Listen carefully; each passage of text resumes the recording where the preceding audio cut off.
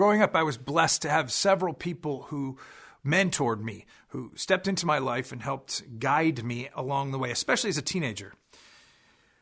And as a teenager, I was wrestling with just questions, which I think a lot of teenagers wrestle with.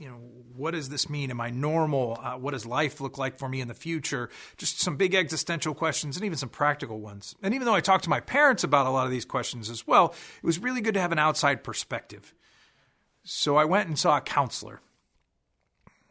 There was a program at this particular graduate school for students who needed hours to basically get hours counseling as they pursued their master's in psychology.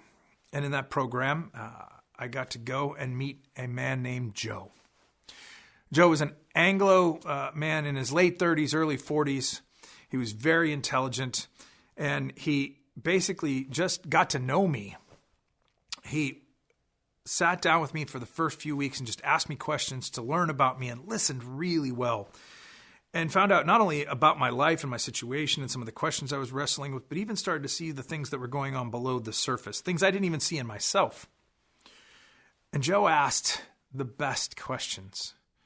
Not just like what or why or who did this or how did that work. He asked really insightful questions that showed not only was he listening to me, but he was starting to understand things about me that I was just beginning to understand myself.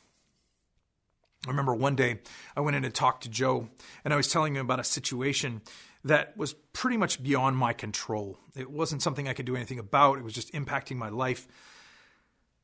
And Joe said, "It sounds like you're frustrated, maybe even angry at the moment." And I said, "Well, but it's nobody's fault in particular. It's not anybody who you can point to and say, well, this person's causing this problem. It's just the way God worked it out." And Joe looked at me and said, "So are you frustrated and mad at God?" I was kind of taken aback by his directness and honesty. It was like, whoa, I don't, can we say that out loud? And I said, "Well, I don't think it's okay to be mad at God. It seems a little disrespectful." And Joe pushed. Why? Why is it disrespectful? I don't know. It just feels like it is. "Have you ever read," he says to me, "the book of Psalms or the book of Job?" David, and the Psalms and Job, in both of them books of the Bible. And I said, of course, I have read the Bible through several times. Of course I've read the book of Psalms and Job. And he looked at me and said, "Well, I'm not sure you really understood him then. Because both David and Job were frustrated and even mad at God at different times and expressed that to him in the scripture." And I said, I don't know if that's right or okay. It just feels off to me." And then he asked me a question that stopped me in my tracks. "Is the God you believe in so small that the frustration and hurt and anger of a teenage boy would cause him to completely unravel and fall apart?" He pushed even further.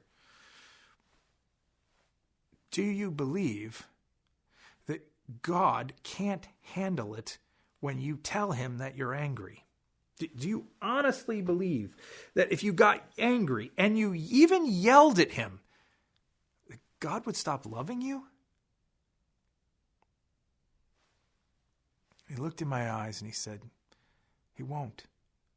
God's love for you is bigger than your hurt or your anger at any given situation. In fact, he welcomes you to be honest and open with him and share as you talk to him and pray what's really going on in your heart. Because when you hide those things or pretend to hide those things, that's just a symptom of your brokenness. Like Adam and Eve hiding from God in the garden." As the session started ending, Joe just encouraged me to go home and write down and pray through what was I upset about, what was I frustrated about, what was I angry about, and just be honest with God when I prayed and talked. And even though I only knew Joe for several months, as I just got to know him and he started digging in with me and talking through things, Joe helped shape my life. He was a good mentor. Because a good mentor asks really hard questions and gives us honest feedback because they care about us. Joe cared about me enough to ask those kinds of questions and give me that kind of honesty. Thank you, Joe, for being a good mentor to me.